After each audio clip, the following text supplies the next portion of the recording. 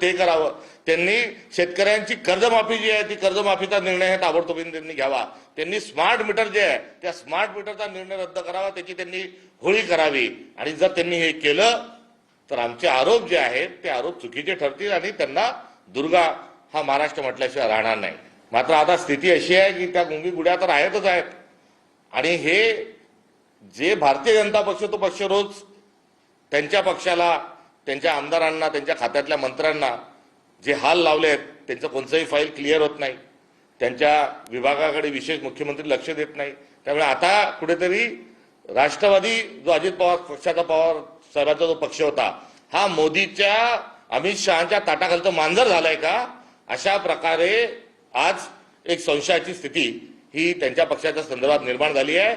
आणि आता थेट निवडणूक आयोगाने आता पक्षाच्या राष्ट्रीय अध्यक्षा नात्यानं उपमुख्यमंत्री महोदयांना त्यांना पत्र लिहिलंय आणि सांगितलंय की तुम्ही आणि तुमचे 2 मुलं तुम्ही या पक्षामध्ये येण्याच्या संदर्भात आणि खजानजीपासून सगळे अधिकार तुमच्याकडे घेत असताना तुम्ही हे जे निर्णय घेतलेले आहेत हे तुमच्या पक्षाच्या घटनेला अनुरूप नाहीत।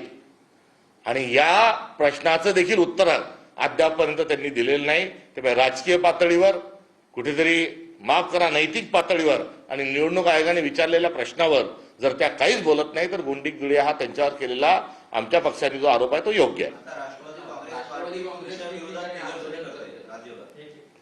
त्यांच्या निदर्शनांनी ज्या सुनेत्रा वहिनी ज्या आहेत या कणखर नेतृत्व म्हणून समोर येणार नाही।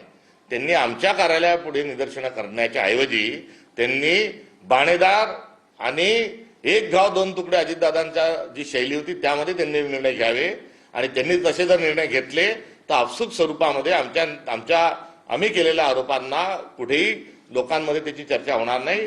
वास्तविक पाहता त्यांनी निदर्शनं करणे आणि आम्ही वस्तुस्थिती सांगणे यामुळे आमचं म्हणणं हे लोकांना पटलेलं आहे आणि आम्ही कुठल्याही व्यक्तिगत आकसापोटी किंवा राजकीय आरोपाच्या अनुषंगाने नव्हे तर एक वस्तुस्थिती दर्शक एक विरोधी पक्ष या नात्यानं आम्ही केलेली जी टीका आहे ती टीका सकारात्मक पद्धतीने त्यांनी घ्यावी ही त्यांच्याकडून असणारी आमची अपेक्षा आहे। अर्थातच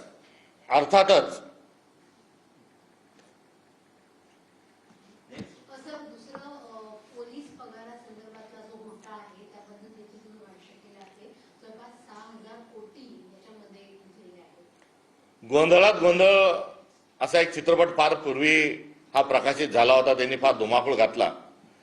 त्यातले जे विनोदी पात्र आहेत ते विनोदी पात्र आज मुख्यमंत्री, उपमुख्यमंत्री आणि मंत्रिमंडळात आहेत की काय अशा प्रकारची शंका ही कुठेतरी यायला लागली आहे। मुळात ऑनलाईन आणि डायरेक्ट खात्यामध्ये पैसे जेव्हा जमा होण्याची पद्धत आहे तेव्हा अशा पद्धतीचा भ्रष्टाचार गोळ होतच कसा हा मूलभूत प्रश्न आहे। त्यामुळे यांची नियत खराब आहे आणि नियत जी खराब आहे ती भ्रष्टाचाराची यांची नियत आहे। यांनी तिकडे अयोध्येमध्ये राम मंदिराच्या पेट्यांमधलं जे दान आहे ते कुठेतरी त्यांनी चोरलंय। सीसीटीव्हीवर धोतर टाकून टाकून त्यांनी चोऱ्या केल्या, सोनं चोरलं, चांदी चोरली, हिडे जवाळ चोरले, पैसे तिथले चोरले आणि आता तशाच पद्धतीचा दरोडा नव्हे तर चोरी ही महाराष्ट्राच्या तिजोरीवर, ट्रेझरीवर ही भारतीय जनता पक्षाने आता कुठेतरी टाकली आहे।